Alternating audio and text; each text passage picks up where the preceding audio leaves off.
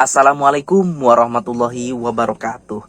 Alhamdulillahirabbil alamin wa bihi nasta'inu ala umuri dunya waddin wassalatu wassalamu ala asrofil anbiya'i wal mursalin wa ala alihi wa sahbihi ajmain.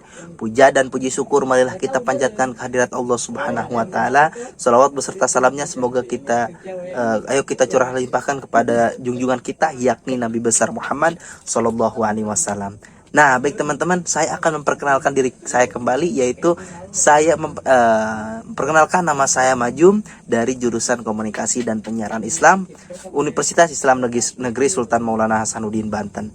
Nah, mungkin teman-teman ini udah bosan ngelihat saya membuat learning journal terus. Nah, jadi gini teman-teman, ini adalah learning journal yang terakhir. Ini adalah learning journal yang terakhir di learning journal ke 14, pertemuan ke-15. Nah, mata kuliah public speaking. Nah, tentu teman-teman pasti heran nih, kenapa sih ini adalah learning journal yang terakhir? Jadi gini teman-teman, ini adalah learning journal terakhir karena pertemuannya sudah selesai teman-teman. Ini pertemuan yang terakhir. Kemudian saya akan membahas dari pertemuan terakhir ini, dari mata kuliah public speaking ini ada apa aja sih. Nah, pertama-tama kita absen terlebih dahulu teman-teman. Kemudian sudah absen, seperti biasa ada 3 orang, di mana 3 orang ini adalah 3 orang yang terakhir yang maju ke depan di pertemuan ke-15 atau pertemuan terakhir. Yang pertama itu ada Nabila Paujiah. Nah, Nabila Paujiah ini menceritakan tentang dirinya sendiri, tentang pengalaman dia mulai dari mulai dari awal kuliah sampai kuliah. Jadi dia tuh menceritakan bagaimana kisah pilunya, kerja dulu sebelum masuk kuliah untuk membayar UKT-nya. Kemudian sudah masuk kuliah dia kena tipu oleh kosan karena tidak tahu awalnya itu seperti apa. Nah, kedua itu ada Patan, yang dimana Patan ini lumayan menarik. Dia itu membawakan tema tentang wawasan ilmu. Betapa ilmu itu sangat panjang teman-teman. Sangat panjang, sangat banyak teman-teman untuk kita kaji. Nah, kemudian yang ketiga itu ada Anissa, yang dimana Anissa juga menceritakan seperti Nabila tentang kisah hidupnya, tentang tentang kisah hidupnya mulai dari SD, SMP dan SMA dan akhirnya masuk ke Universitas Islam Negeri Sultan Maulana Hasanuddin Banten ini. Nah, yang terakhir itu ada Ishak yang mengaji karena dia itu sudah janji di minggu-minggu sebelumnya. Sudah mengaji sudah janji di minggu-minggu sebelumnya, yang dimana beliau itu si Ishak ini menjelaskan mengenai tentang amalan apa sih yang kita harus perbuat, amalan apa sih yang bagus untuk kita perbuat, seperti itu teman-teman.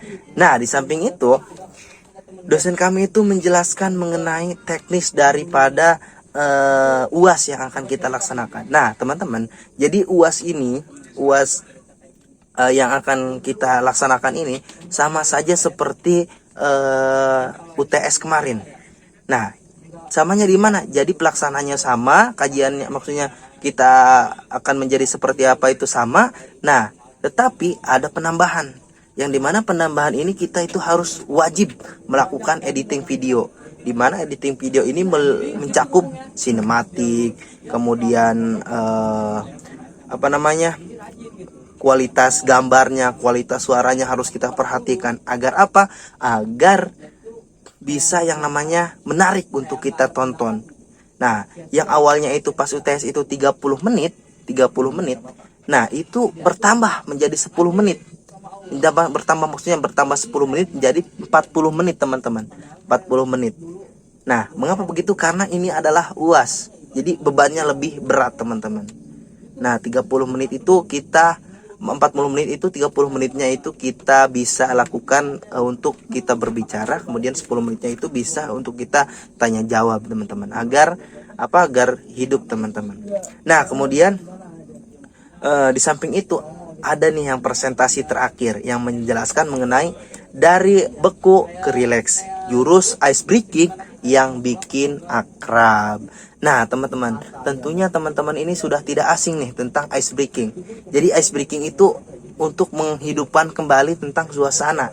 Contohnya suasana yang beku, suasana yang jenuh. Nah, kita itu harus menghidupkan kembali sebagai seorang, contohnya seorang MC, seorang pemateri, nah seperti itu supaya tidak jenuh teman-teman. Nah, yang dimana ice breaking itu dapat kita artikan, ice breaking itu adalah sebuah permainan, kemudian kegiatan yang berfungsi untuk merubah suasana. Suasana apa? Suasana kebekuan, kemudian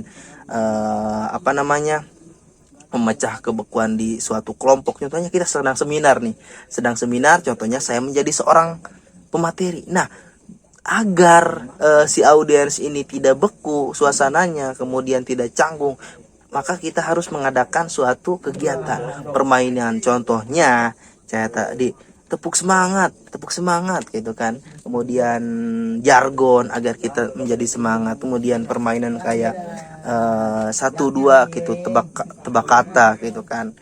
Nah, kemudian di samping adanya pengertian, ada juga tujuan dan manfaat.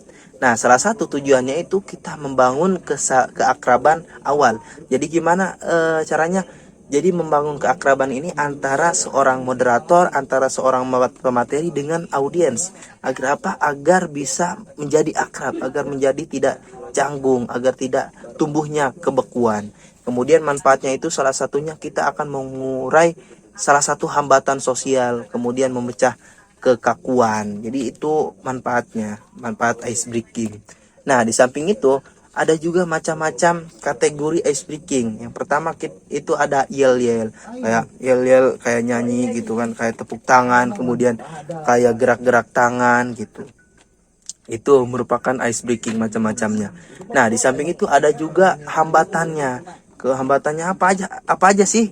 Hambatannya itu yang pertama kurangnya pemahaman, kurangnya keterampilan ketika kita menjadi seorang pemateri, menjadi seorang moderator. Kita itu harus memperbanyak pemahaman kita tentang seorang moderator. Tentang moderator ini harus jadi apa sih? Harus bagaimana sih? Jadi keterampilan kita juga harus di-upgrade kembali agar apa? Agar tidak tidak kaku ketika kita maju di depan. Nah, di samping itu ada juga tips ice breaking yang tepat. Nah, gimana sih ketika kita menjadi seorang moderator, menjadi seorang pemateri, agar ice breaking kita itu tidak yang namanya beku, tidak yang namanya garing. Nah, seperti apa? Jadi kita harus mengetahui tentang tujuan dari kegiatan ice breaking kita yang kita lakukan itu.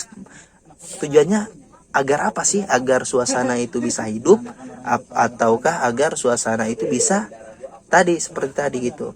Jadi harus yang namanya mengetahui tentang tujuan. Nah, oke teman-teman, mungkin hanya itu yang dapat saya sampaikan. Seperti biasa di akhir itu kita foto bersama untuk dokumentasi. Nah, mungkin hanya itu yang dapat saya sampaikan. Kurang dan lebihnya mohon dimaafkan. Undur mangkola walatangdur mangkola. Apabila ada kesalahan di learning journal sebelum-sebelumnya, saya mohon maaf. Kurang dan lebihnya mohon maaf, karena kekurangan adanya dalam diri saya, kelebihannya ada di Allah Subhanahu wa taala. Undur mangkola walatangdur mangkola. Wassalamualaikum warahmatullahi wabarakatuh. Bye bye.